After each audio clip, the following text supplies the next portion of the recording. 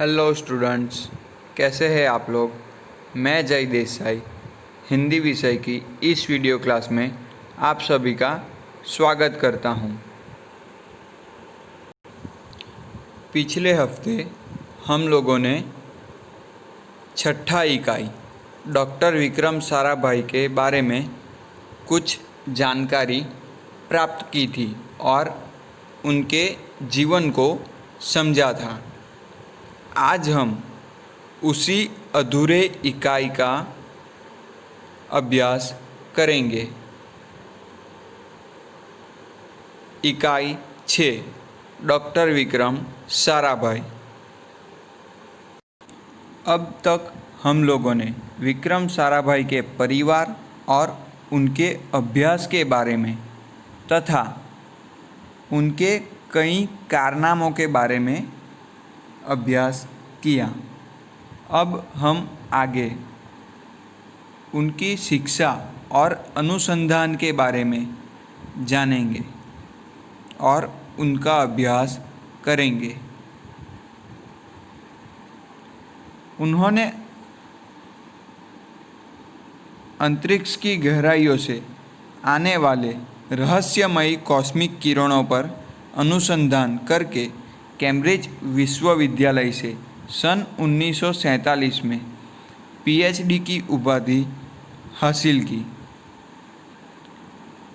अंतरिक्ष की गहराइयों से यानी अंतरिक्ष के गहराइयों में से अंतरिक्ष में से आने वाली रहस्यमयी कॉस्मिक यानी कि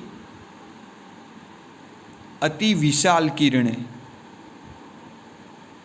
तो उन पर उन्होंने अनुसंधान यानी खोज।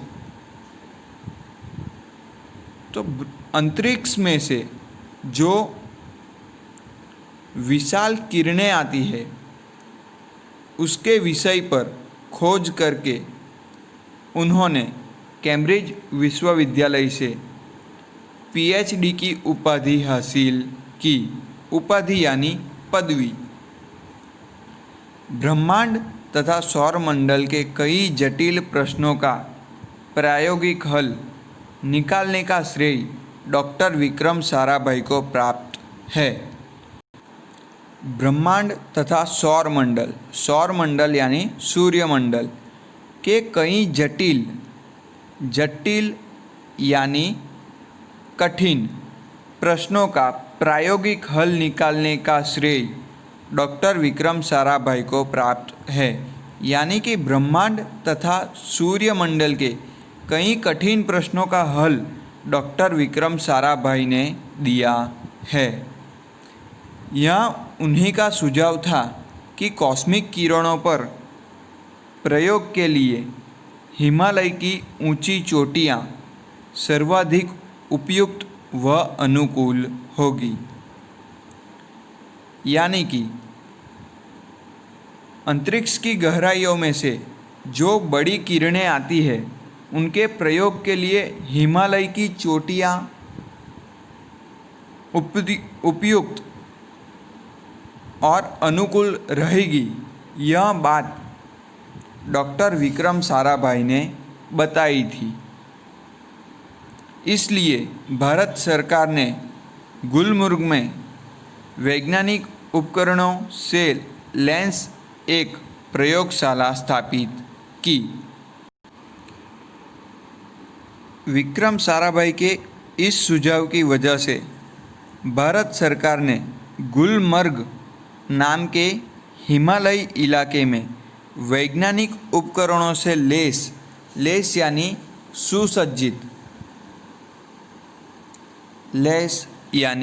सुसज्जित एक प्रयोगशाला स्थापित की।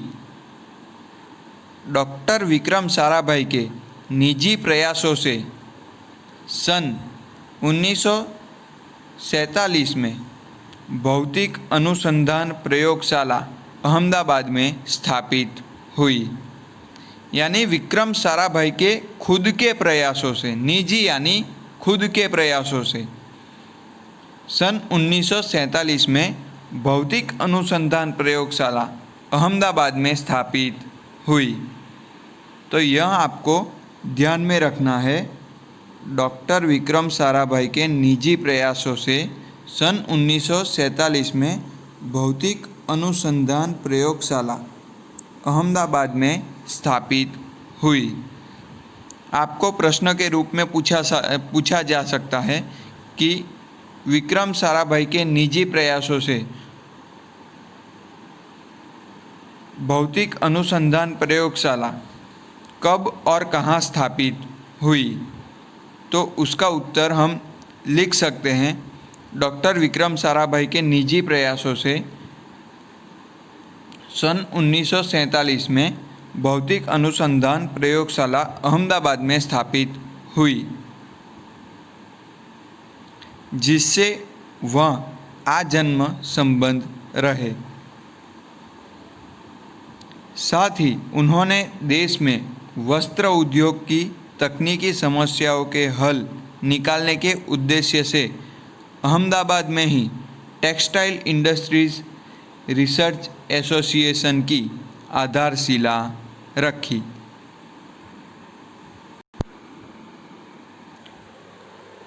भौतिक अनुसंधान प्रयोगशाला के अलावा उन्होंने देश में वस्त्र यानी कापड़ उद्योग की तकनीकी समस्याओं के हल निकालने के लिए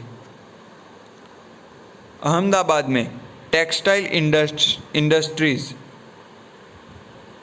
यानी कि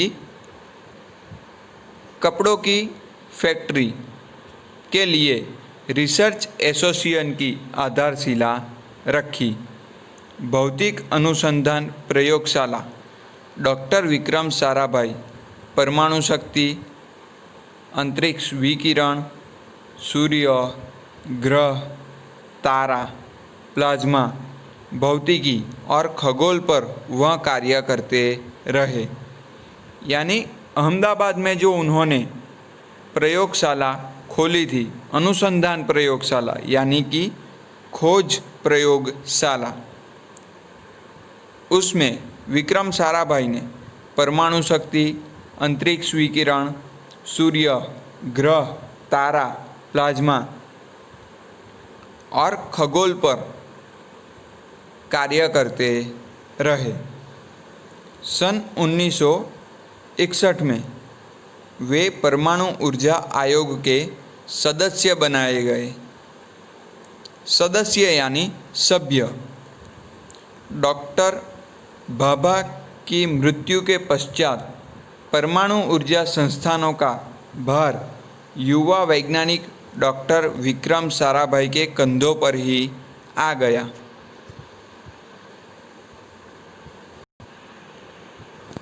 यह भी आपको ध्यान में रखना है।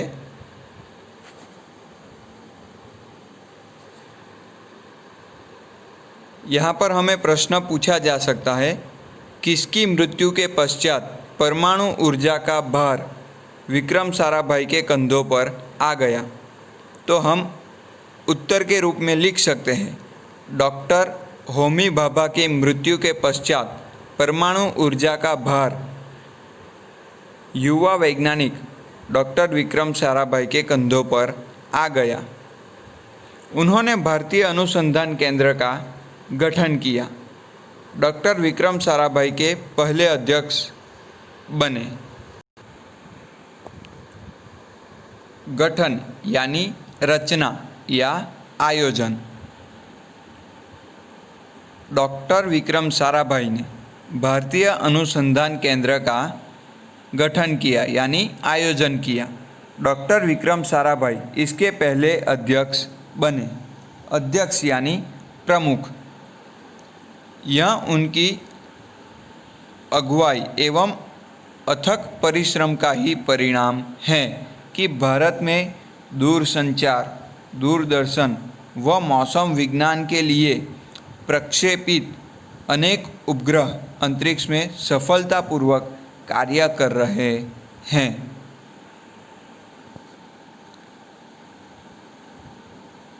परिश्रम यानी मेहनत।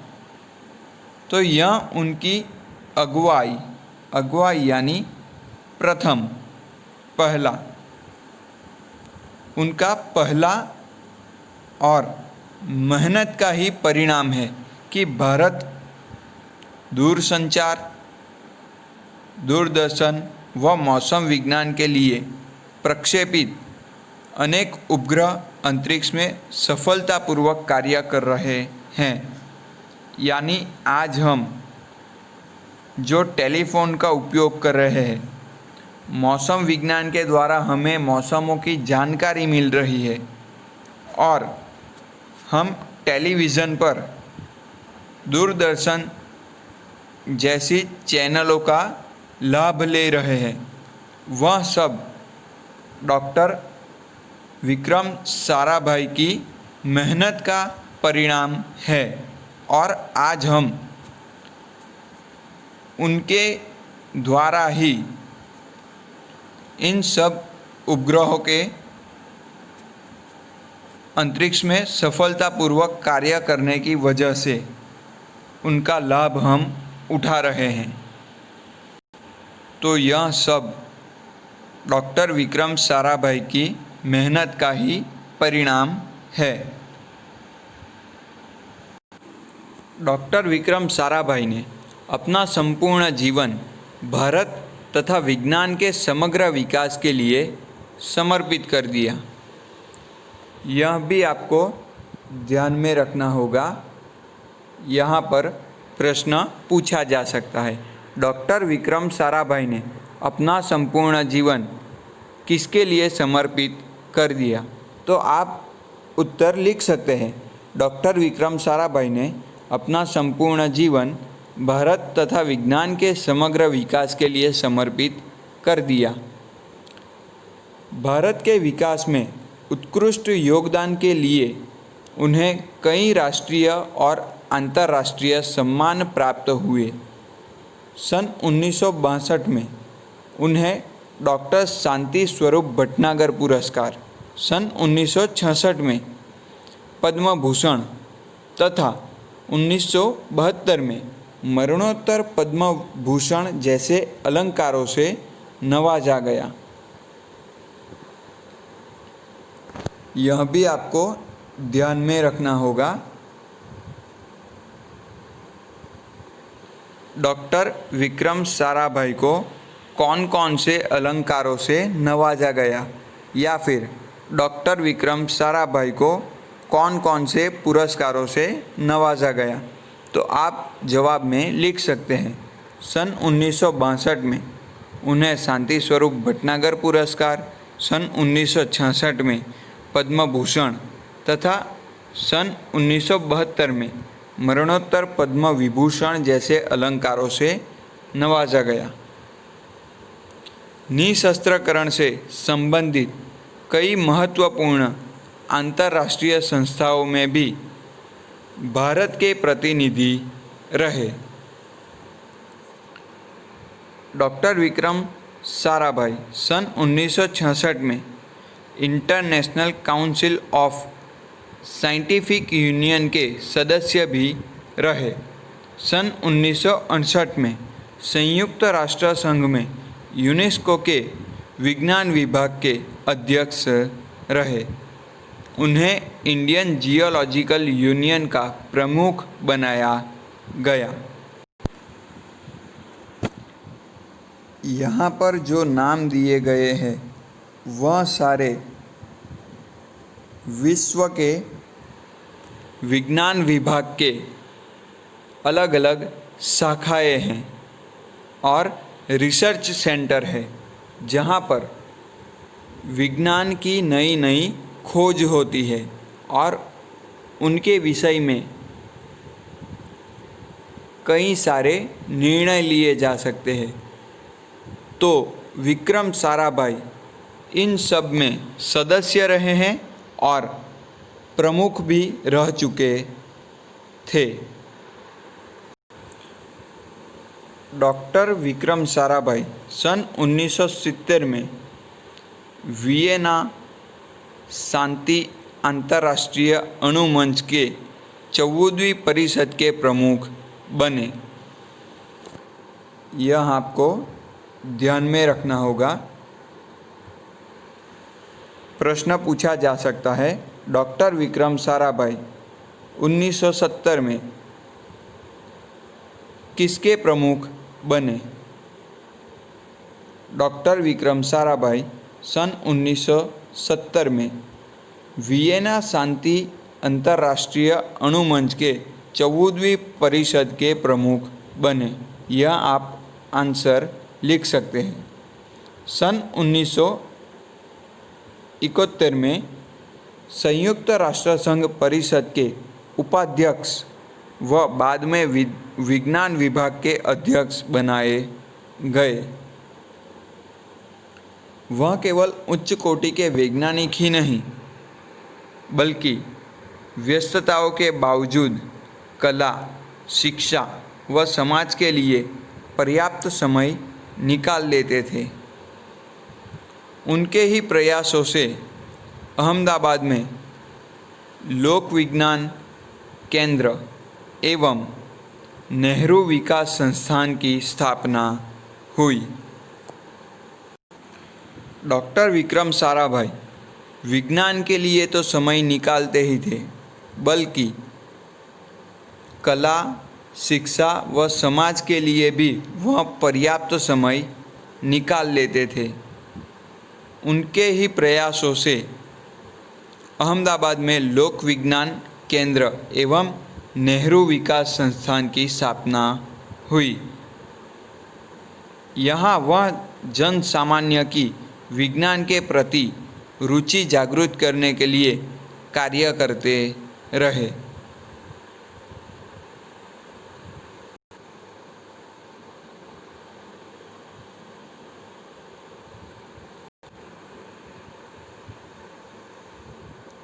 यहाँ पर हमें प्रश्न पूछा जा सकता है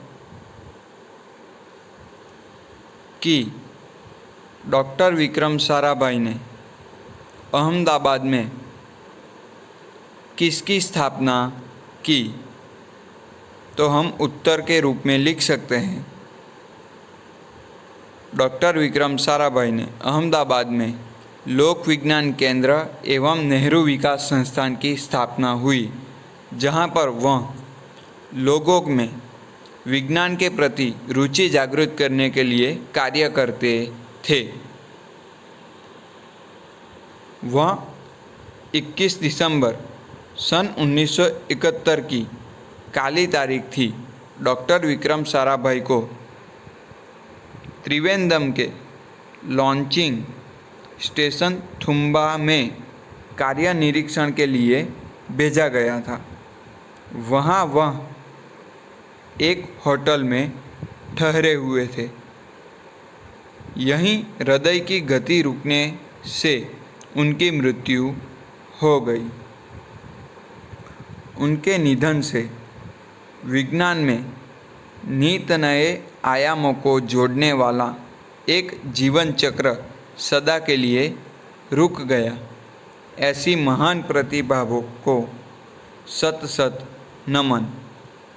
यानी कि 21 दिसंबर सन 1971 में उनकी मृत्यु हुई और उनकी मृत्यु की वजह से विज्ञान के विकास में जुड़ने वाले कई चक्र रुक गए। यानी कि विज्ञान के विकास में जो नए नए अनुसंधान हो रहे थे वो रुक गए।